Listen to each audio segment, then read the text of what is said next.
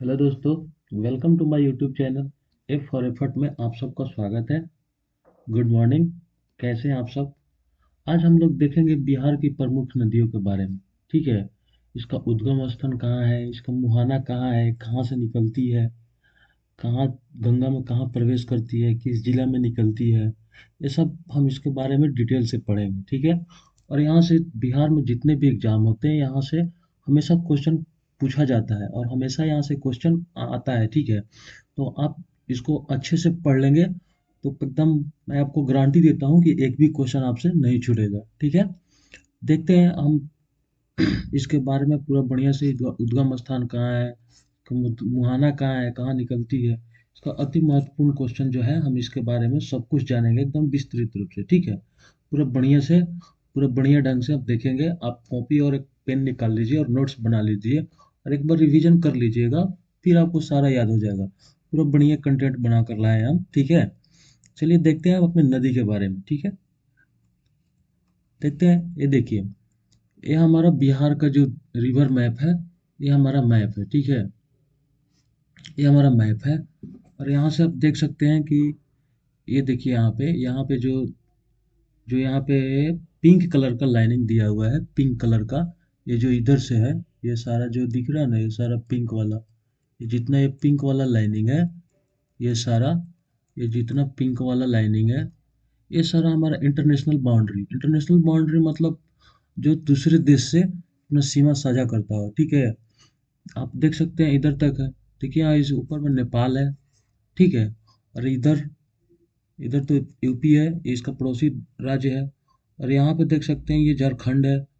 और यहाँ पे ये बांग्लादेश है। ठीक है। ये बांग्लादेश, इधर आप देख सकते हैं, इधर बांग्लादेश है। ठीक है। तो जो भी ये ऊपर वाली जितनी ये पिंक लाइनें हैं, ये वाली, ये सारा इंटरनेशनल बाउंड्री शेयर करता है।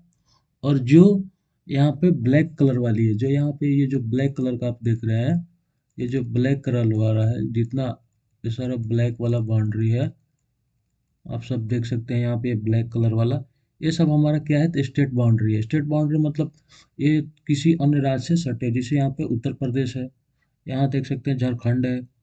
ठीक है। और जो इधर वाला है, ये जो पिंक वाला लाइनिंग है, ये सारा इंटरनेशनल बाउंड्री है। ठीक है।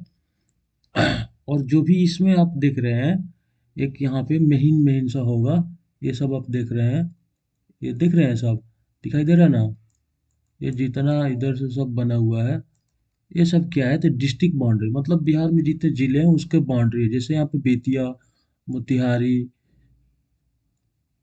फिर यहाँ पे सीतामढ़ी, मधुबनी, दरभंगा, समस्तीपुर, हाजीपुर, छपरा, ये सब जो दिख रहा है, ये सब हमारा डिस्ट्रिक्ट बाउंड्री है। क्या है, ये सब हमारा डिस्ट्रिक्ट बाउंड्री है। जितना यहाँ पे दिख रहा है, यहाँ पे देखिए बक्सर, यहाँ पे सब बाउंड्री बना हुआ है ना। और ये आरा, ये अरवल, जहानाबाद, तो ये सब हमारा क्या है, तो ये सब हमारा डिस्ट्रिक्ट बाउंड्री है। ठीक है। और आप देख सकते हैं यहाँ पे जो एक बना है पिंक कलर का, ये हमारा पटना है। पटना क्या है हमारा, तो स्टेट कैपिटल है, मतलब बिहार की राज्य की हमारा क्या है, राजधानी है। ठीक है। तो बिहार राज्य की राजधानी क्या है, पटना है। और ये जो आप ये सब देख रहे हैं, ये हो गया पॉइंट, ये पॉइंट, ये पॉइंट, ये जो ब्लैक कलर का पॉइंट है, ये सब डिस्ट्रिक्ट हेडक्वार्टर। डिस्ट्रिक्ट हेडक्वार्टर मतलब इस जो जिला है उसका हेड क्वार्टर है। ठीक है। जैसे बेतिया का है, यहाँ पे मोतिहारी का है, ये शिवाज का, फिर ये सीतामढ़ी का, ये मधुबनी का, आप देख सकते हैं सभी जगह यहाँ पे है। ये दरभंगा का, ये सहरसा का, सुपौल का, मधेपुरा, पूर्णिया, अररिया, किशनगंज, कटिहार। और आप यहाँ पे ये सब नदियाँ देख सकते हैं। जैसे यहाँ पे देखिए बूढ़ी गंडक, ये घाघरा नदी, ये पुनपुन नदी, सोन नदी, फाल्गु नदी, और ये धधर नदी, गंगा नदी, बागमती, करचा, कोसी, घुघरी, या बदुआ, ये सारे नदी है। ठीक है। तो हम इसके बारे में पूरा डिटेल से जानकारी देखेंगे इस वीडियो में। ठीक है। चलिए देखते हैं अपने देखते हैं वीडियो के बारे में। ठीक है। क्या है नदी के बारे में, ये सारा हम देखते हैं इसमें। ठीक है। यहाँ पे आप देखेंगे बिहार की प्रमुख नदी। अब अपना टॉपिक डालिए ऊपर, उसमें लिखिए बिहार की प्रमुख नदी। ठीक है। बिहार की प्रमुख नदी के बारे में देखते हैं। ठीक है। देखिए यहाँ पे हम बना दिए आपके लिए। अच्छा, आप ऐसे ही कंटेंट बना लीजिएगा, नोट्स बना लीजिएगा, जिसको रिवीजन करने में अच्छा रहेगा। क्या होता है कि आज हम बिहार की प्रमुख नदियों के विषय में पढ़ेंगे, जो आपकी आगामी परीक्षा की दृष्टि से महत्वपूर्ण नोट्स है, ठीक है।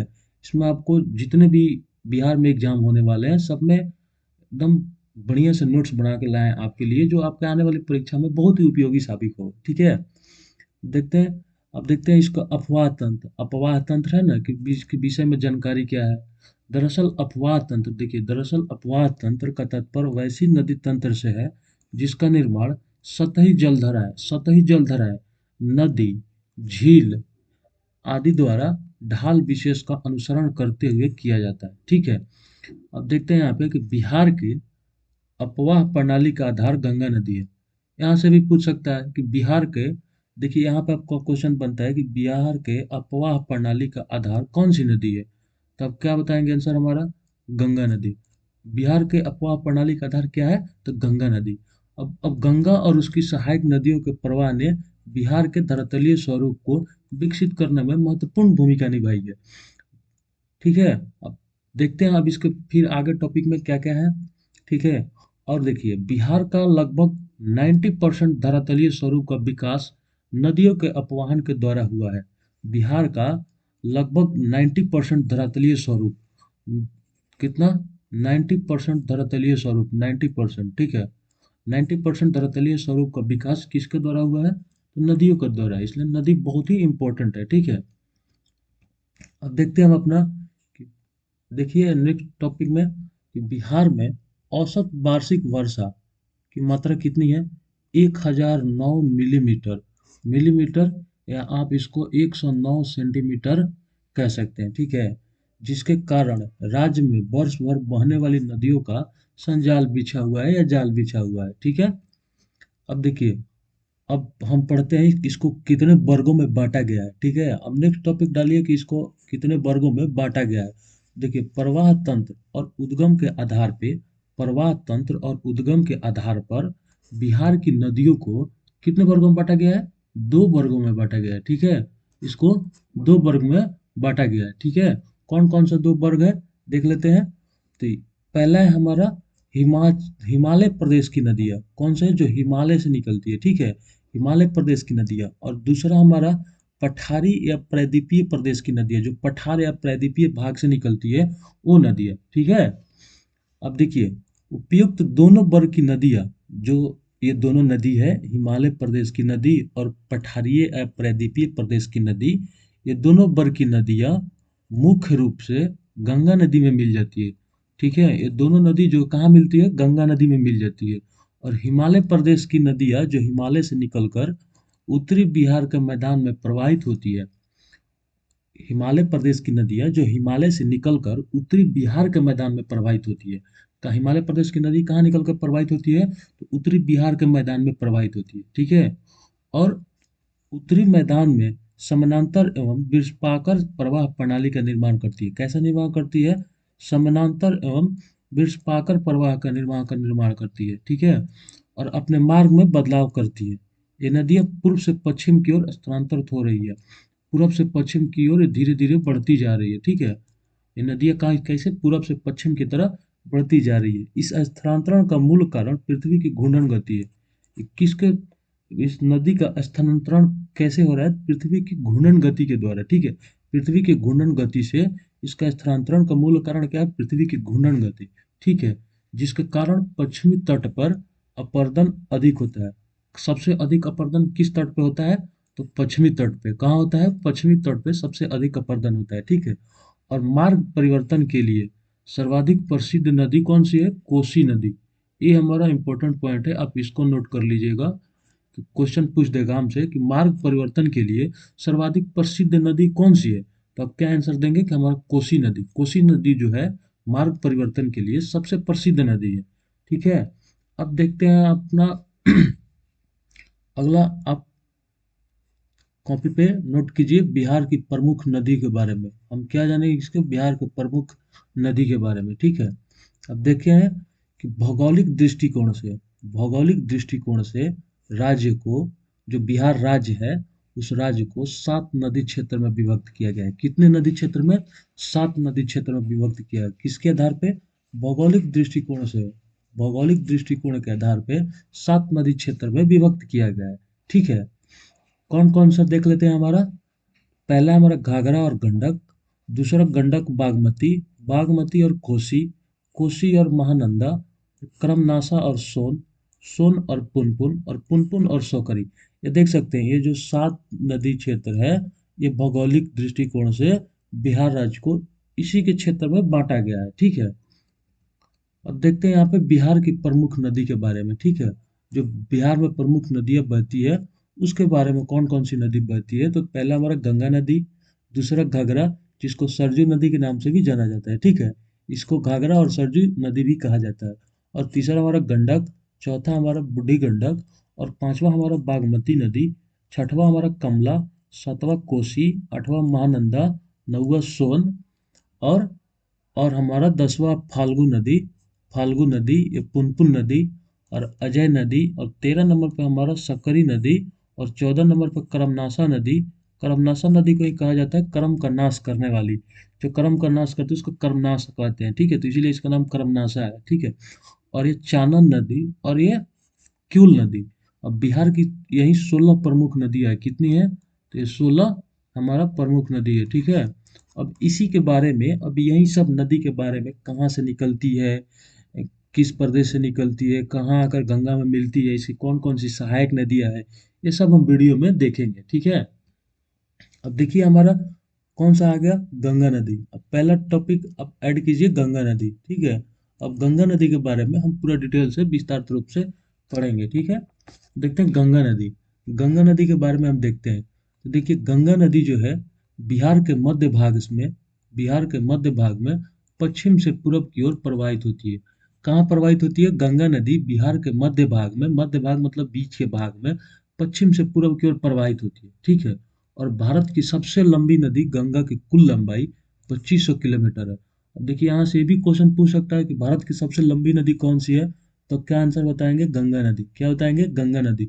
और इसकी कुल लंबाई कितनी है, 2500 किलोमीटर। कितनी लंबाई है इसकी, 2500 किलोमीटर। आप इसको नोट कर लीजिए कि 2500 किलोमीटर इसकी लंबाई है। ठीक है, जिसमें बिहार में 445 किलोमीटर प्रवाहित होती है। कितने होती है, 445 किलोमीटर। अब आपसे पूछेगा कि गंगा नदी बिहार में कितने किलोमीटर प्रवाहित होती है, तब क्या बताएंगे, 445 किलोमीटर। 445 किलोमीटर क्या होती है, ये बिहार में प्रवाहित होती है। और इस नदी का बिहार में प्रवाह क्षेत्र कितना क्षेत्र है, तो 15,165 वर्ग किलोमीटर है। ये 15,165 वर्ग किलोमीटर क्षेत्र में प्रवाह होती है। और कितने किलोमीटर प्रवाहित होती है, 445 किलोमीटर। तो इसमें आप कंफ्यूजन मत रखिएगा, ये जो बिहार का प्रवाह क्षेत्र है, जो बिहार का एरिया है, उसमें 15,165 वर्ग किलोमीटर में ये प्रवाहित होती है। और गंगा नदी की कुल लंबाई 25 किलोमीटर है, जिसमें बिहार में 445 किलोमीटर क्या होती है, तो प्रवाहित होती है। ठीक है, अब देखते हैं इसका उद्गम स्थान कहाँ है। तो इसका उद्गम जो है उत्तराखंड की केदारनाथ की चोटी के उत्तर में स्थित गंगोत्री हिमनद का गोमुख है। कहाँ से, तो उत्तराखंड के केदारनाथ की चोटी में गंगोत्री हिमनद है। गंगोत्री हिमनद, यहाँ का गोमुख से गंगा नदी निकलती है। ठीक है, और यह नदी बिहार के, देखिए अब ये जो नदी जो है बिहार के बक्सर जिला में चौसा के पास प्रवेश करती है। अब पूछ देगा कि गंगा नदी बिहार में कहाँ प्रवेश करती है, तो अब क्या बताएंगे कि बक्सर जिला का, बक्सर जिला है, बक्सर जिला में एक चौसा नाम का स्थान है, जो जगह का नाम है चौसा, वहाँ पे प्रवेश करती है बिहार में। ठीक है, और इस क्षेत्र में गंगा, गंडक, सरजू और करमनाशा नदी बिहार और उत्तर प्रदेश की सीमा रेखा का निर्धारण करती है। और इस क्षेत्र में देखिए, इसी क्षेत्र में बिहार और उत्तर प्रदेश की सीमा का निर्धारण कौन कौन नदी करती है, तो ये हमारा हो गया गंगा नदी, गंडक नदी, सरजू नदी, और ये हमारा करमनाशा नदी। ये नदी जो बिहार और उत्तर प्रदेश सीमा की निर्धारण करती है। ठीक है, और इसके उत्तर दिशा में यानी बाईं तट पे घाघरा, गंडक, बागमती, बलान, बूढ़ी गंडक, कोसी या महानंदा और कमला नदी आकर मिलती है। अब यहाँ से पूछेगा कि गंगा नदी के उत्तरी तट पे या बाईं तट पे, ठीक है, उत्तर दिशा में बाईं तट पे कौन सी नदी आकर मिलती है, तो आप क्या बताएंगे, घाघरा नदी, गंडक नदी, बागमती नदी, बलान नदी, बूढ़ी गंडक और कोसी नदी, महानंदा, कमला नदी आकर मिलती है। ठीक है, जबकि दक्षिण दिशा में या दाईं तट पर गंगा नदी के दाईं तट पर सोन नदी, करमनाशा, पुनपुन, किऊल आदि नदी आकर मिलती है। ठीक है, तो बाईं तट पे कौन मिलती है, दाईं तट पे कौन मिलती है, आप क्लियर है एकदम अच्छी तरह से। ठीक है, अब फिर पूछ रहा है कि प्रमुख नदियों में, कह रहा है कि प्रमुख नदियों में सर्वप्रथम बिहार क्षेत्र में गंगा में सोन नदी गंगा में सोन नदी दानापुर से 10 किलोमीटर पश्चिम में मनेर के पास आकर मिलती है। कहाँ मिलती है, मनेर। इसको कह रहा है कि सर्वप्रथम बिहार क्षेत्र में गंगा में सोन नदी दानापुर से 10 किलोमीटर पश्चिम में मनेर मनेर एक जगह का नाम है जहाँ पे आकर गंगा नदी मिलती है। ठीक है, और गंगा गंगा नदी बिहार एवं झारखंड के साहेब जिला के साथ सीमा रेखा बनाते हुए बंगाल में प्रवेश कर जाती है।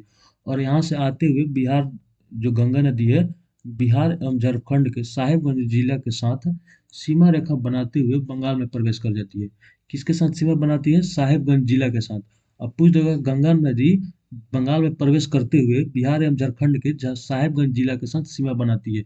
ये भी इंपॉर्टेंट है, पूछ देगा किस जिला से सीमा बनाती है, तो क्या बताएंगे हम कि साहेबगंज जिला से। ठीक है, और गंगा इसी यात्रा क्रम में, अब गंगा नदी इसी यात्रा क्रम में, अब देखिए कहाँ कहाँ पर गंगा नदी निकलती है, बक्सर में, भोजपुर में, सारण में, पटना, वैशाली, समस्तीपुर, बेगूसराय, खगड़िया, मुंगेर, भागलपुर, कटिहार आदि जिलों में प्रवाहित है। ये इतना बिहार के जिलों में क्या होती है, प्रवाहित होती है।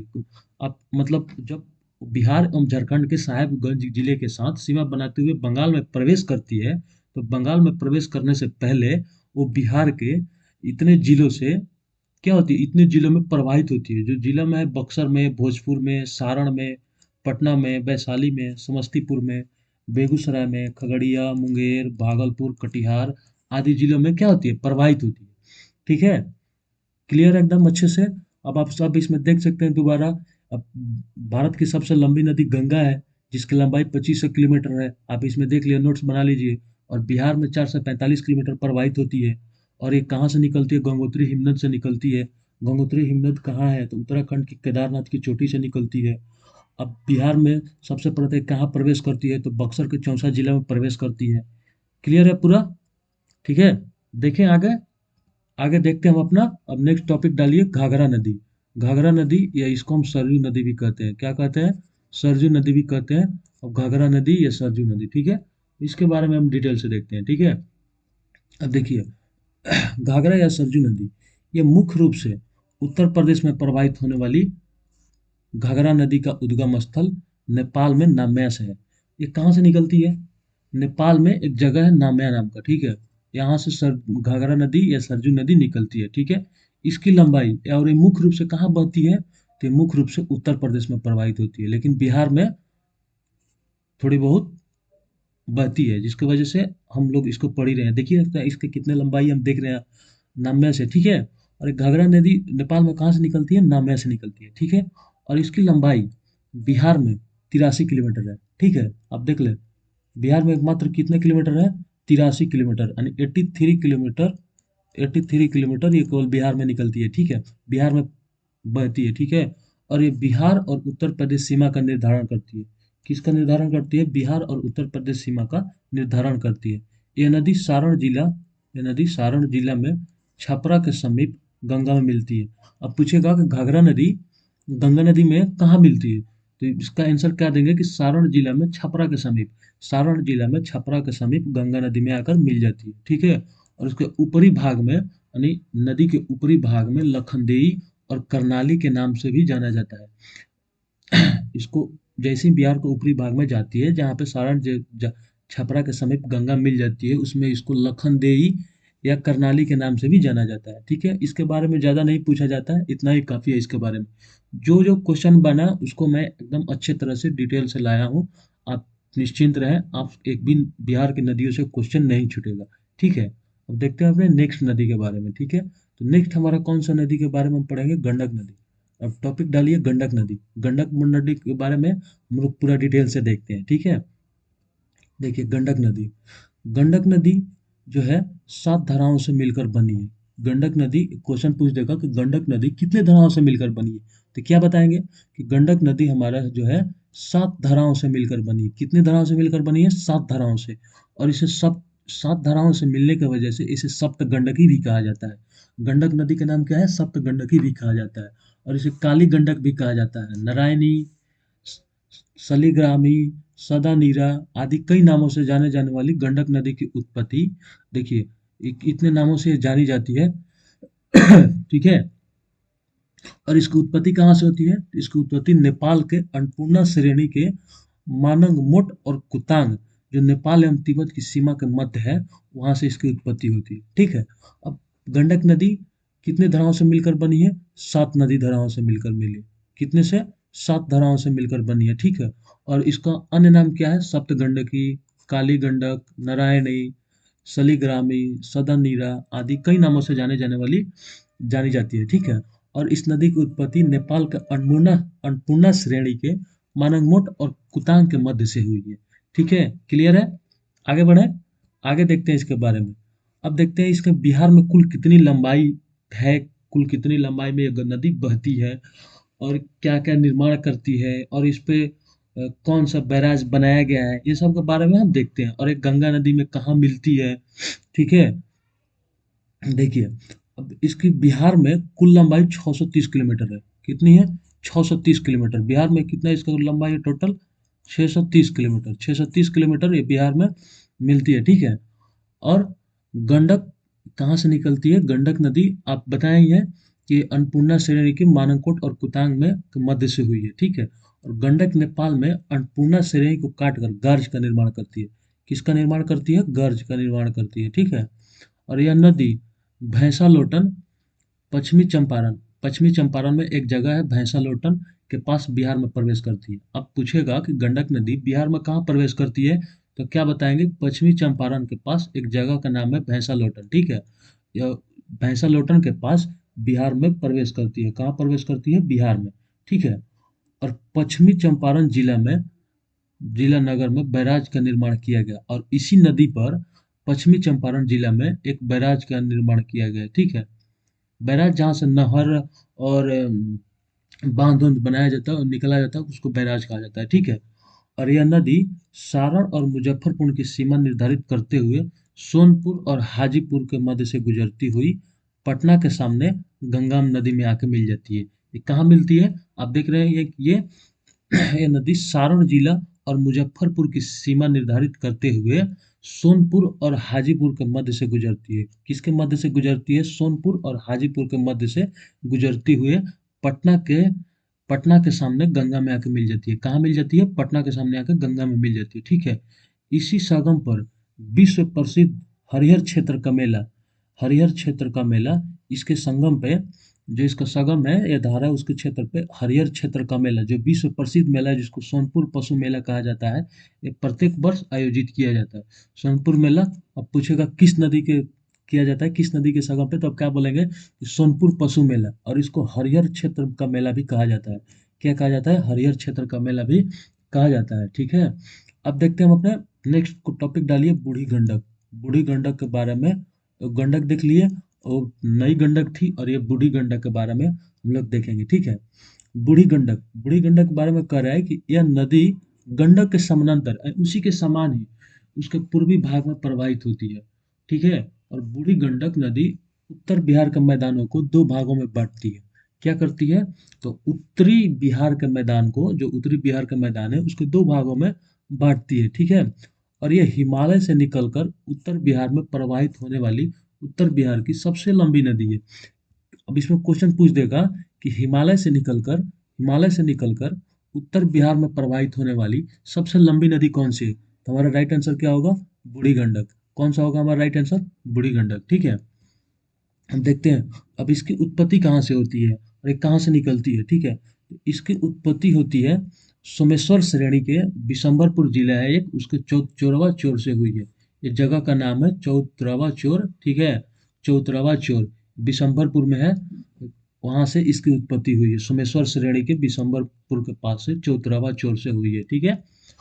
और यह उत्तर बिहार की, अब देखिए ये भी इम्पोर्टेंट टॉपिक है, इसको आप इम्पोर्टेंट लिख सकते हैं, ये भी इम्पोर्टेंट है। ठीक है। और ये उत्तर बिहार के सबसे तेज जलधारा वाली नदी है। अब क्वेश्चन पूछेगा आपसे कि उत्तरी बिहार की सबसे तेज जल धारा वाला नदी कौन सी है, तब क्या बताएंगे, बूढ़ी गंडक। और उत्तर बिहार की सबसे लंबी नदी कौन सी है, तो बूढ़ी गंडक। ठीक है, क्लियर है। ठीक है, अब देखते हैं, अब इसका बहाव किस दिशा की ओर है, तो इसका बहाव जो है उत्तर पश्चिम से दक्षिण पूर्व की ओर है। ठीक है, और यह गंडक नदी की एक परित्यक्त धारा है, जो मुख्य नदी के पश्चिम में खिसक जाने से प्रवाहित हुई है। ठीक है, जो मुख्य नदी है वो पश्चिम की ओर खिसक गई, उसकी वजह से ये बूढ़ी गंडक का निर्माण हुआ है। ठीक है, और बूढ़ी गंडक के तट पर अब देख ले, इसके तट पर कौन कौन सा नगर स्थित है। ठीक है, और इसकी कौन कौन सी सहायक नदी है। ठीक है, तो बूढ़ी गंडक के तट पर मुजफ्फरपुर, समस्तीपुर, खगड़िया आदि नगर स्थित है।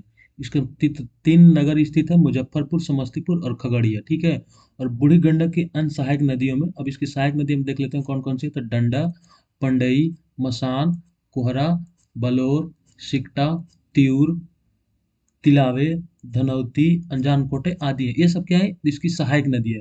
ठीक है, तो इसको भी आप, ये ज़्यादा पूछा नहीं जाता है, लेकिन आप इसको एक बार रिवीजन करेंगे तो ये भी माइंड में फिट हो जाएगा। ठीक है, अब देखिए अपने अगले टॉप नदी के बारे में। ठीक है, तो अब नेक्स्ट देखते हैं हम अपना बागमती नदी। कौन सा नदी, बागमती नदी। बागमती नदी के बारे में अब हम अपना इस देखेंगे कि ये कहाँ से निकलती है, इसका प्रवाह क्षेत्र क्या है। ठीक है, तब देखिए, बागमती नदी जो है ये बूढ़ी गंडक की प्रमुख सहायक नदी है। क्या है, बूढ़ी गंडक की प्रमुख सहायक नदी कौन सी है, तो बागमती नदी। ये भी क्वेश्चन बन सकता है कि बागमती नदी किसकी सहायक नदी है, तो क्या बताएंगे, बूढ़ी गंडक। किसकी, बूढ़ी गंडक नदी जो अभी से पीछे पहले पढ़े हैं, उसकी सहायक नदी कौन सी है, तो बागमती नदी। ठीक है, और बागमती की उत्पत्ति, अब देखते हैं इसकी उत्पत्ति कहाँ हुई है, तो नेपाल में महाभारत श्रेणी से हुई है। नेपाल में एक पहाड़ है जिसका नाम है महाभारत श्रेणी, वहां से बागमती नदी की उत्पत्ति हुई है। ठीक है, और यह नदी दरभंगा, मुजफ्फरपुर और मधुबनी जिला में प्रवाहित होती है। देखिए कहाँ, किस किस किस जिला में प्रवाहित होती है, तो दरभंगा में, मुजफ्फरपुर में और मधुबनी में। ठीक है, ये नदी दरभंगा, मुजफ्फरपुर और मधुबनी जिला में प्रवाहित होती है। ठीक है, और इसकी प्रमुख सहायक नदियाँ कौन कौन सी हैं, तो इसकी प्रमुख सहायक नदियों में देख सकते हैं लाल बकैया, मुरेंगी, लखनदेई, सिपरीधार, कोला और छोटी बागमती है। ठीक है, अब अच्छे से देख समझ गए। बूढ़ी गंडक की प्रमुख सहायक नदी कौन सी है, तो बागमती नदी। बागमती की उत्पत्ति कहाँ से होती है, तो नेपाल में महाभारत श्रेणी से होती है। ठीक है, और ये दरभंगा, मुजफ्फरपुर और मधुबनी जिले में प्रवाहित होती है। ठीक है, और इसकी प्रमुख सहायक नदी में देख सकते हैं आप, इसमें लाल बकैया, मुरैंगी, लखनदेई, सिपरीधार, कोला और छोटी बागमती आदि। ठीक है, इसमें कोई कंफ्यूजन नहीं है, क्लियर है। ठीक है, वीडियो को लाइक भी कर दीजिएगा, अगर अच्छा लग रहा हो तो वीडियो को लाइक कर दीजिए, चैनल को सब्सक्राइब कर दीजिए। मैं इसी तरह का कंटेंट हमेशा लाता रहता हूँ। ठीक है, अब देखते हैं हम अपने नेक्स्ट कमला नदी के बारे में। कौन सा नदी, कमला नदी।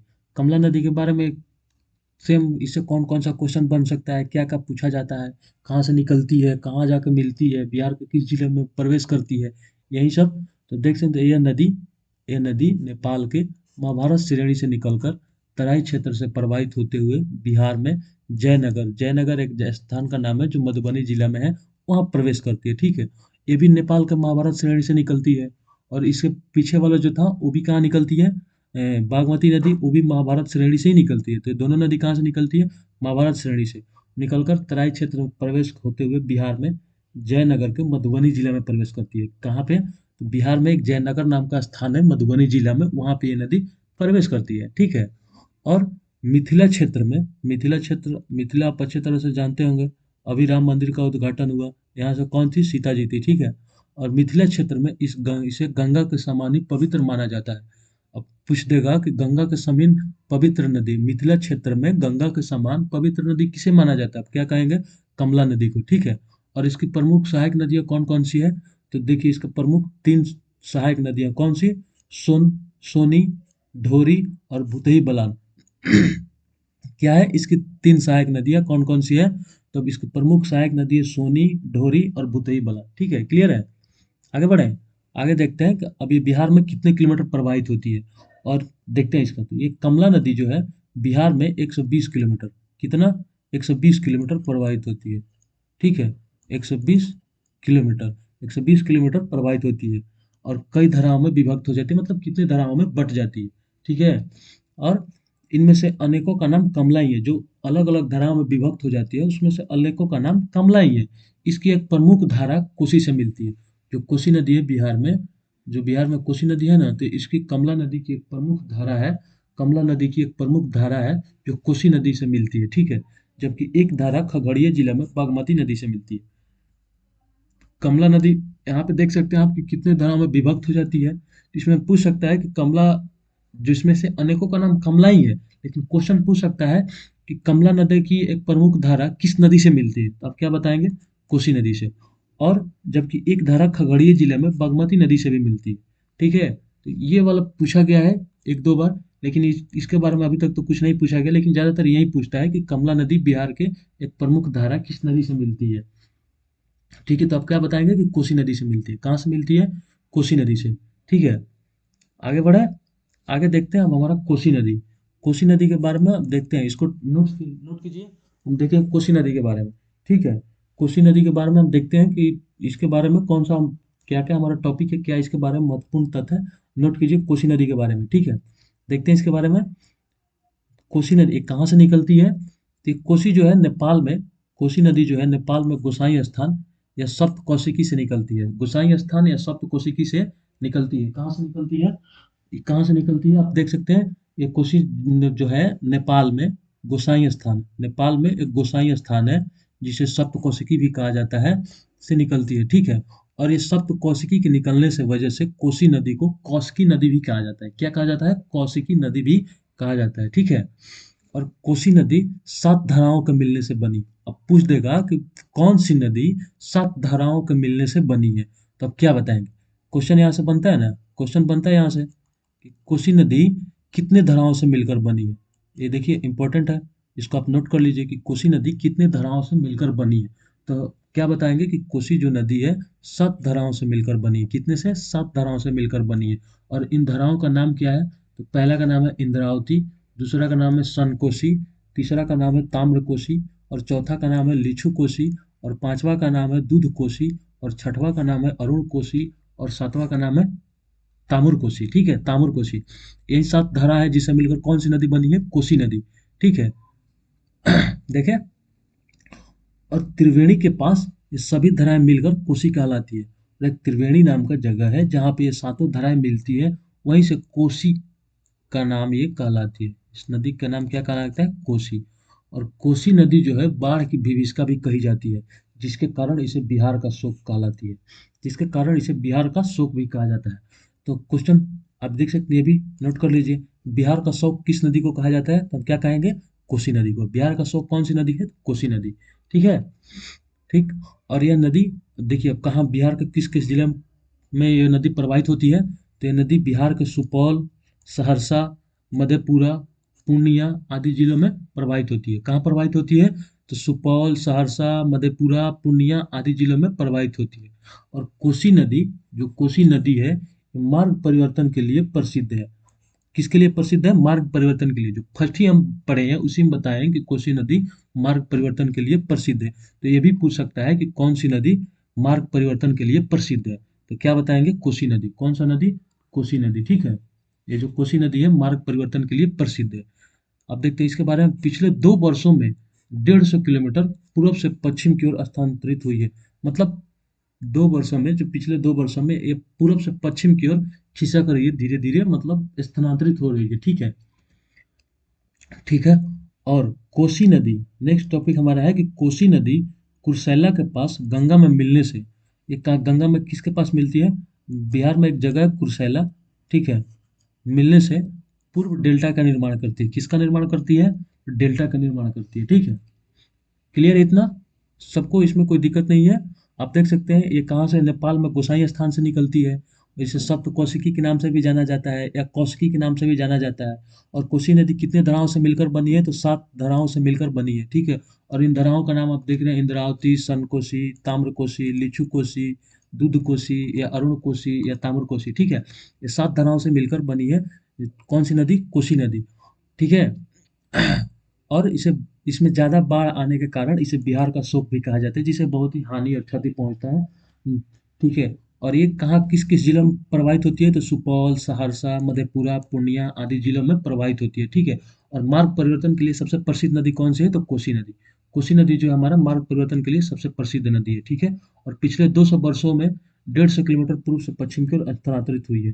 और कोसी नदी कुर्सेला के पास गंगा में मिलने से पूर्व डेल्टा का निर्माण करती है। किसका निर्माण करती है? पूर्व डेल्टा का निर्माण करती है, ठीक है, क्लियर। अब देखते हैं हम अपना महानंदा नदी के बारे में। कौन सा? महानंदा नदी, ठीक है। महानंदा नदी के बारे में देखते हैं। कह रहा है कि यह उत्तरी बिहार के मैदान में प्रवाहित होने वाली सबसे पूर्व की नदी है। क्या है? उत्तर बिहार में प्रवाहित होने वाली सबसे पूर्व की नदी है, ठीक है। और ये कई स्थानों पर बिहार और बंगाल के साथ सीमा रेखा का निर्धारण करती है। बिहार और बंगाल का सीमा का निर्धारण कौन नदी करती है? तो महानंदा नदी। कौन सी नदी करती है? तो महानंदा नदी बिहार के कई स्थानों पर बिहार और बंगाल के साथ सीमा रेखा का निर्धारण करती है, ठीक है। और ये हिमालय से निकलकर बिहार के पूर्णिया और कटिहार जिलों में प्रवाहित होते हुए गंगा में मिल जाती है, ठीक है। इसके बारे में ज़्यादा नहीं है, बस इतना ही आता है इसके बारे में कि ये कहाँ से निकलती है? तो हिमालय से निकलती है। और ये बिहार के किस जिला में? तो पूर्णिया और कटिहार जिलों में प्रवाहित होती है, ठीक है। और ये गंगा में मिल जाती है, ठीक है। और देखिए इसके पठारी प्रदेश की नदियों में, अब देखिए पठारी प्रदेश की नदियों में प्रमुख नदी कौन कौन से? सोन, पुनपुन, फाल्गु, कर्मनाशा, उत्तरी कोयल, अजय, हरोहर, चंदन, बड़ुआ आदि है। मतलब इसकी प्रमुख जो नदी है वो कौन कौन? पठारी प्रदेश में जैसे प्रमुख नदी मिलती है उसमें सोन भी मिलती है, पुनपुन भी मिलती है, फल्गु, कर्मनाशा, उत्तरी कोयल, अजय, हरोहर, चंदन, बड़ुआ आदि, ये सारा नदी क्या होती है? तो इसमें इसकी प्रमुख नदी है, सहायक नदी है, ठीक है। क्लियर है ना? इसमें कोई दिक्कत? इसमें कोई देखिए इससे ज़्यादा अभी क्वेश्चन बना नहीं है बिहार के जितने भी एग्जाम हुआ है। बस ये आप इस निकाल रखते हैं कि आप हिमालय से निकलती है और बिहार के पूर्णिया और कटिहार जिले में प्रवाहित होती है, प्रवाहित होकर गंगा में मिल जाती है, ठीक है। अब देखते हैं सोन नदी। ये फेमस नदी है, इसके बारे में एग्जाम में हमेशा पूछा जाता है, ठीक है। तो इसके बारे में हम लोग डिटेल से देखेंगे, ठीक है। देखते हैं सोन नदी को। देखिए इसको हिरण्यवाह तथा सोनभद्र के नाम से भी प्रसिद्ध है, ठीक है। और ये दक्षिण बिहार की सबसे प्रमुख नदी है। देखिए सोन नदी का और कौन सा नाम है? तो हिरणवाह तथा सोनभद्र। हिरणवाह तथा सोनभद्र के नाम से प्रसिद्ध सोन नदी है, ठीक है। और इसका उद्गम स्थल कहाँ है? तो ये मध्य प्रदेश के अमरकंटक, मध्य प्रदेश में अमरकंटक जहाँ से सोन नदी निकलती है। और सोन के उद्गम के निकट से ही नर्मदा एवं महानंदा नदी भी महानदी भी निकलती है, ठीक है। इसके उद्गम के निकट से ही मतलब अमरकंटक की पहाड़ी से ही नर्मदा एवं महानदी भी निकलती है, ठीक है। जिससे अरीय प्रवाह प्रणाली का निर्माण होता है, जिससे अरीय प्रवाह प्रणाली का निर्माण होता है, ठीक है। अब देखते हैं यह नदी, ये जो सोन नदी है भ्रंश घाटी से प्रवाहित होती है। भ्रंश घाटी से किससे प्रवाहित होती है? तो भ्रंश घाटी से प्रवाहित होती है, ठीक है। और ये नदी मध्य प्रदेश, उत्तर प्रदेश तथा झारखंड में प्रवाहित होते हुए बिहार के रोहतास जिले में प्रवेश करती है। तो हमको बिहार के बारे में पढ़ रहे हैं तो हमसे क्वेश्चन ये पूछेगा कि सोन नदी बिहार के किस जिले में प्रवेश करती है? तो हमारा आंसर क्या होगा? रोहतास जिला। किस जिले में प्रवेश करती है? तो रोहतास जिले में। तो हमारा आंसर कौन सा होगा? रोहतास जिला। हमसे क्वेश्चन पूछेगा कि बिहार में सोन नदी किस जिले में प्रवेश करती है? बिहार के किस जिले में प्रवेश करती है? तो रोहतास जिला में, ठीक है। रोहतास जिले में प्रवेश करती है, ठीक है। और देखिए, और ये दक्षिण बिहार में प्रवाहित होने वाली गंगा की सबसे लंबी सहायक नदी है। गंगा की सबसे लंबी सहायक नदी कौन सी है? तो सोन नदी। क्वेश्चन हमसे पूछेगा कि कि दक्षिण बिहार में प्रवाहित होने वाली गंगा की सबसे लंबी सहायक नदी कौन सी है? तो सोन नदी, ठीक है, क्लियर है। और सोन नदी की कुल लंबाई कितनी है? 784 किलोमीटर। सोन नदी की कुल लंबाई कितनी है? 784 किलोमीटर, जिसमें 202 किलोमीटर बिहार में प्रवाहित होती है। बिहार में कितनी प्रवाहित होती है? 202 किलोमीटर। 202 किलोमीटर बिहार में प्रवाहित होती है। कितना? 202 किलोमीटर। इसकी कुल लंबाई कितनी है? 784 किलोमीटर, जिसमें से 202 किलोमीटर बिहार में प्रवाहित होती है, ठीक है। और सोन नदी की प्रमुख सहायक नदी देख लेते हैं। तो इसमें प्रमुख सहायक नदी है इसका गोपद, रिहंद, कन्हर एवं उत्तरी कोयल है, ठीक है। इसकी सहायक नदी कौन कौन सी है? तो गोपद, रिहंद, कन्हर एवं उत्तरी कोयल है। सोन नदी पर दक्षिण पश्चिम बिहार की सबसे प्रमुख सिंचाई योजना निर्मित है। अब पूछ देगा हमारा क्वेश्चन, क्वेश्चन हमारा बनेगा यहाँ से कि दक्षिण पश्चिम बिहार की सबसे प्रमुख सिंचाई योजना किस नदी पर निर्मित है? तो कौन सा आंसर होगा हमारा? सोन नदी। कौन सा आंसर होगा हमारा? सोन नदी, ठीक है, सोन नदी, ठीक। क्वेश्चन हमारे यहाँ से बन सकता है। अब देखिए यहाँ से कौन कौन सा क्वेश्चन हमारा बन सकता है। क्वेश्चन हमारा बन सकता है कि हिरणवाह तथा सोनभद्र किस नदी का एक अन्य नाम है? तो क्या बताएंगे? सोन नदी, ठीक है, सोन नदी, ठीक है। और ये कहाँ से निकलती है? अमरकंटक की पहाड़ी से निकलती है जो मध्य प्रदेश में स्थित है, ठीक है। और यहीं से नर्मदा एवं महानदी भी निकलती है, ठीक है। और ये बिहार के किस जिला में प्रवेश करती है? सबसे इंपॉर्टेंट तो हम क्या बताएंगे, रोहतास जिला में प्रवेश करती है, ठीक है। और दक्षिण बिहार में प्रवाहित होने वाली गंगा की सबसे लंबी सहायक नदी है, ठीक है। और सोन नदी की कुल लंबाई कितनी है? 784 किलोमीटर, जिसमें 202 किलोमीटर बिहार में प्रवाहित होती है। बिहार में सोन नदी कितने किलोमीटर प्रवाहित होती है?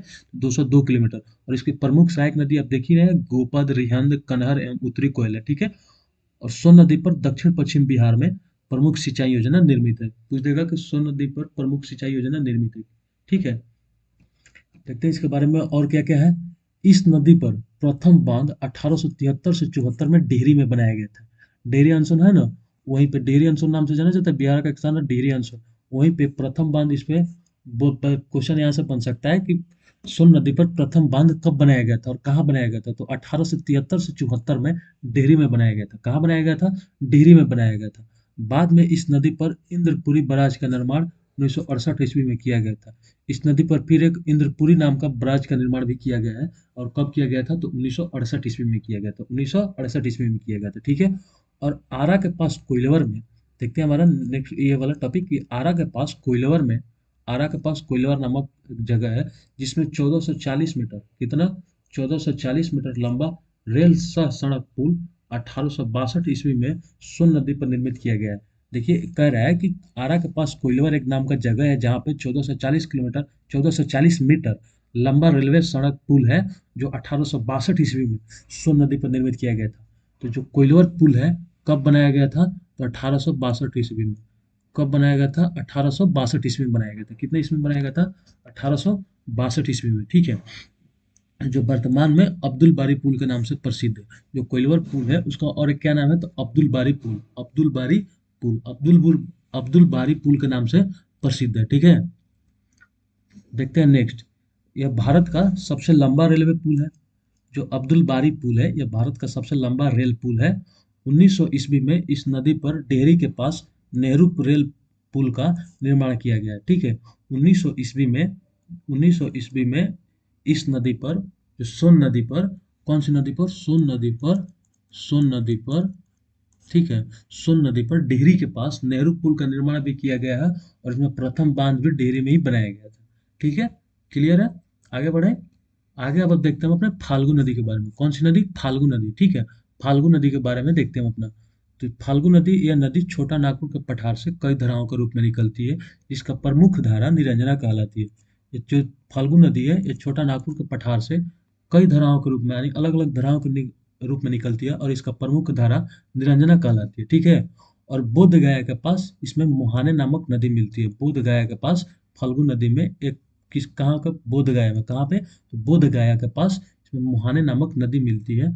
और मुहाने के मिलने के बाद ही इसे फाल्गु नदी के नाम से जाना जाता है, ठीक है। और जब जो बोध गया में, देखिए फाल्गु नदी है छोटा नागपुर के पठार से कई धाराओं में निकलती है और इसकी मुख्य धारा निरंजना कहलाती है, ठीक है। और बोध गया में यहीं पे निरंजना से मुहाने नाम का नदी मिलती है।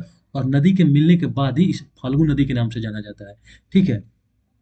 और निरंजना नदी के तट पर ही, देखिए ये निरंजना नदी के तट पर ही यहाँ गौतम बुद्ध को ज्ञान की प्राप्ति हुई थी। और गया में इस नदी तट पर पितृपक्ष का मेला लगता है। कौन सा मेला लगता है? पितृपक्ष का मेला लगता है, जिसमें अपने पूर्वजों का पिंडदान किया जाता है। क्या किया जाता है? पूर्वजों का पिंडदान किया जाता है, ठीक है। और यह नदी, इसको अंतः सलीला या लीलाजन के नाम से भी जाना जाता है, ठीक है। और इस नदी का एक अन्य नाम कौन सा हो जाएगा? अंतः सलीला या लीलाजन के नाम से भी जानी जाती है, ठीक है। और जहानाबाद जिला में देखते हैं यह हमारा, कि जहानाबाद जिला में बराबर पहाड़ी के पास यह नदी दो शाखाओं में विभाजित हो जाती है। फल्गु नदी जहानाबाद में बराबर पहाड़ी के पास दो शाखाओं में विभाजित हो जाती है। और आगे चलकर फाल्गु नदी अनेक शाखाओं में विभाजित होती है, जैसे उसका नाम है भोतही, कररुआ, लोकायान, महतवाइन आदि में विभाजित हो जाती है, ठीक है। क्लियर है? इसमें कोई दिक्कत नहीं है ना किसी को? ठीक है, आगे बढ़े। ठीक है, अब आगे देखते हैं हमारा पुनपुन नदी। कौन सा नदी? अब एक कॉपी पर नोट कीजिए, पुनपुन नदी। पुनपुन नदी के बारे में देख लेते हैं। ये सब नदी के बारे में उतना क्वेश्चन नहीं पूछता है, लेकिन फिर भी इंपॉर्टेंट है, यहाँ से भी क्वेश्चन बन सकता है, ठीक है। अब पूछ देगा कि मौसमी नदी कौन सी है, तो क्या बताएंगे? तो बताएंगे कि पुनपुन नदी एक मौसमी नदी है, ठीक है। पुनपुन नदी बिहार की एक मौसमी नदी है, जो कीकट और बामागधी के नाम से भी जाना जाता है। इसका अन्य नाम क्या है? कीकट और बामागधी, ठीक है। बामागधी के नाम से भी जाना जाता है, ठीक है। और यह नदी झारखंड के पलामू जिला, कहाँ से निकलती है? तो झारखंड के पलामू जिला के चौराहा पहाड़ी क्षेत्र से निकलती है। कहाँ से निकलती है? तो झारखंड के पलामू जिला के चौराहा पहाड़ी क्षेत्र से निकलती है, पहाड़ी क्षेत्र से निकलती है, ठीक है।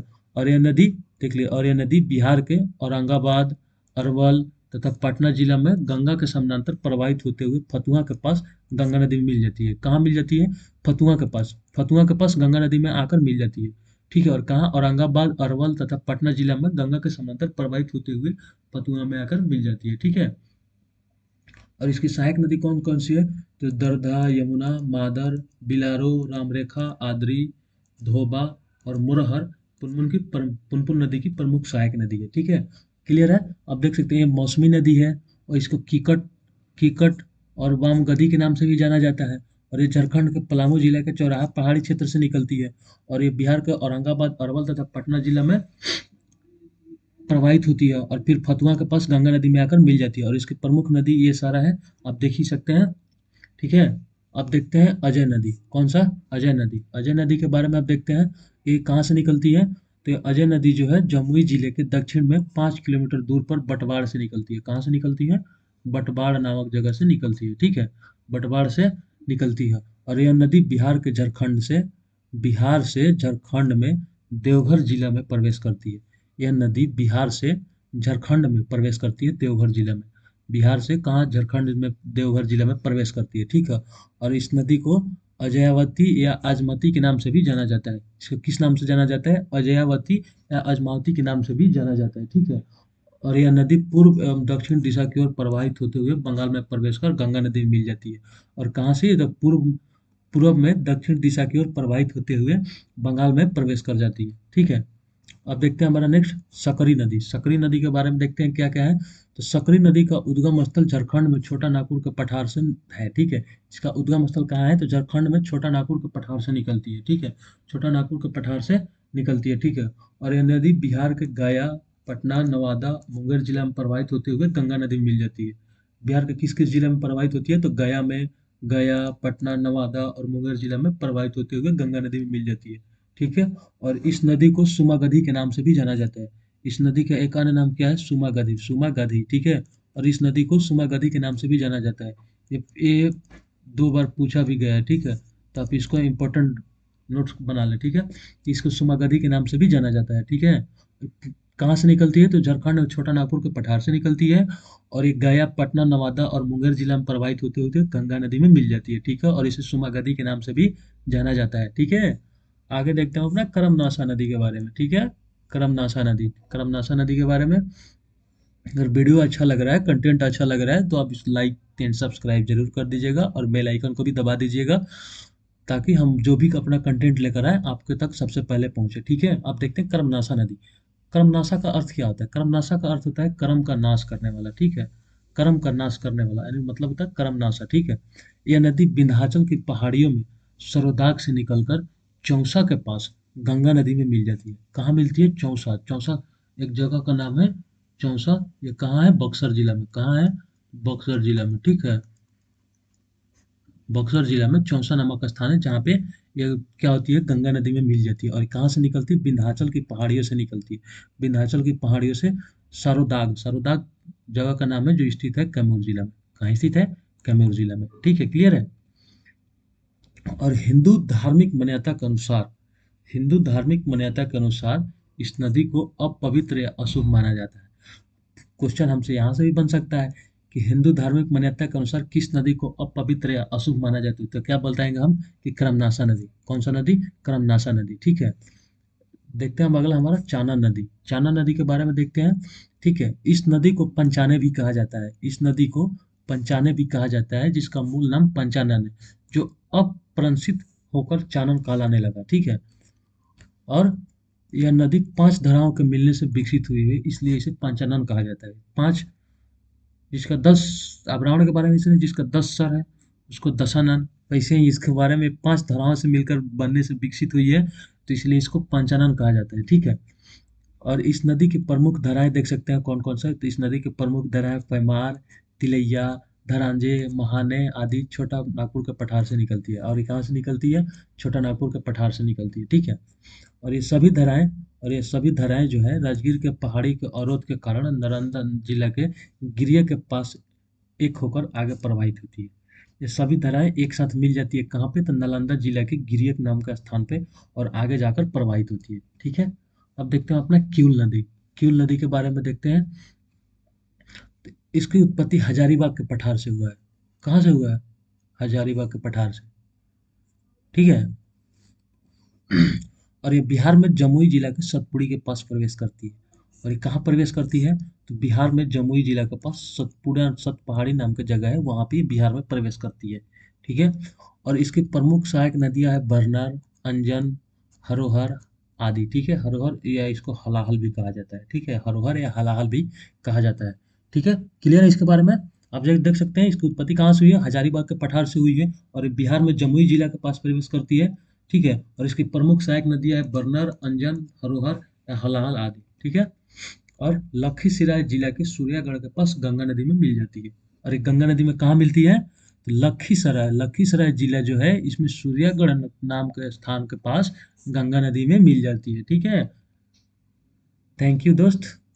अब ये हमारा सारा नदियों के बारे में इतना ही था, पूरा क्लियर खत्म हो गया। ठीक है। हमको उम्मीद है कि आपको अच्छा लगा होगा। अगर वीडियो अच्छा लगा हो तो लाइक एंड सब्सक्राइब जरूर कर दीजिएगा। ठीक है। हम इसी तरह का कंटेंट लाते रहेंगे। थैंक यू दोस्त।